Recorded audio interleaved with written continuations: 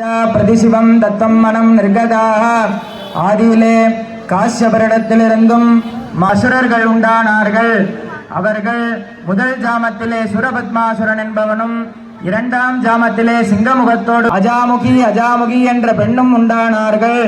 இவர் நால்வர்களும் அசுரருக்கெல்லாம் குருவான சுக்ராச்சாரிய இடத்தில் போய் சமஸ்தமான மந்திரோபதேடங்களையும் பெற்றுக்கொண்டு இந்த ஈஸ்வரனை நோக்கி தவப்பயணம் பிரம்மாவை பஞ்சாங்கம் வாசிக்க சொல்லியும் விஷ்ணுவை தான் கூப்பிட்ட போதெல்லாம் வர சொல்லியும் இந்திரனை காலாஞ்சி பிடிக்க சொல்லியும் அக்னியை தீவட்டி பிடிக்க சொல்லியும் யமனை வைத்தியம் பார்க்க சொல்லியும் நிரதியை சாமரம் வீச சொல்லியும் வருணனை ஜலம் தெளிக்க சொல்லியும் வாயுவை விசிறி வீசலாளியாக இருக்க சொல்லியும் இப்படி அட்டதிக்பாலகருக்கு தகுந்தாற் போல் வேலைகளை கொடுத்து இன்னும் உள்ள இந்த சுவாமியுடைய உதட்டிலே சப்த கோடி மகாமந்திரமானது வசிக்கின்றது. இந்த சுவாமியுடைய சிரசிலே பிரணவமான ஓம்காரமானது ஜுவாலாமதமாக ஜொலித்துக் கொண்டிருக்கிறது. இப்பேற்பட்ட சச்சிதானந்த விக்கிரக சுரூபமாக இருக்கின்ற விஸ்வரூபத்தை கண்டு சதுரம் ரூபம் அகம் பஸ்யாமி விஸ்மிதா இஜுக்தே தாண்டி கொண்டான். இந்த சுவாமியானவர் துஷ்ட நிகிரகம் செய்வதே பொருட்டாக என்று எண்ணி பாதி பேர் கைலாய பர்வதத்திலும் பாதி பேர் மேரு பர்வதத்திலும் போய் விழுந்து விட்டன. இன்னும் உள்ள தேவர்கள் எல்லாம் இந்த சுப்பிரமணியரிடத்தில் சீக்கிரம் இந்த சூரபத்மாவையும் சமந்தார். இந்த சுவாமியானவர் சமஸ்தமான தேவர்களையும் பார்த்து பயப்படாதீர்கள் என்று அபயஹஸ்தம் கொடுத்தார்.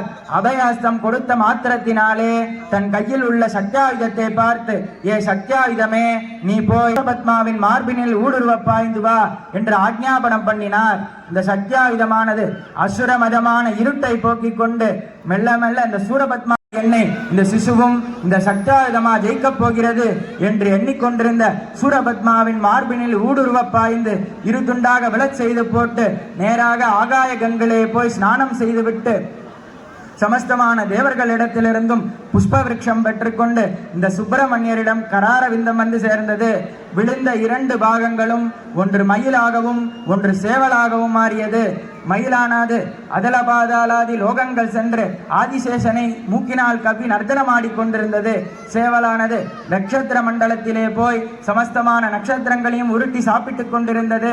இவ்வளவு குரூரத்தன்மை வாய்ந்த மயிலையும் சேவலையும் வரவழைத்து அதனிடமிருந்த அஞ்ஞானத்தை கிரகித்துக் கொண்டு ஞானத்தை கொடுத்து மயிலை தனக்கு வாகனமாகவும் சேவலை தனக்கு கொடியாகவும் பிடித்துக் கொண்டு தாராகிரகளை அடைபட்டிருந்த சமஸ்தமான தேவர்களையும் விடுவித்து கிண்ணர கிம்புருட கருடகாந்தர்வ சித்திய வித்யாதரர் சமேதராய் சத்திர சாமராதி உபச்சாரங்களுடனே இந்த பராசர கஷேத்திரமாகிய திருப்பரங்குன்றம் வந்து சேர்ந்தார். இந்த கதையை, இந்த லீலையை யார் ஒருவர் கேட்கிறார்களோ, அவர் யார் ஒருவர் நினைக்கிறார்களோ, இந்த சுப்பிரமணியர் கிருபையினால் அட்ட ஐஸ்வர்யங்களும் புத்திர சம்பத்தும் உண்டாகும்.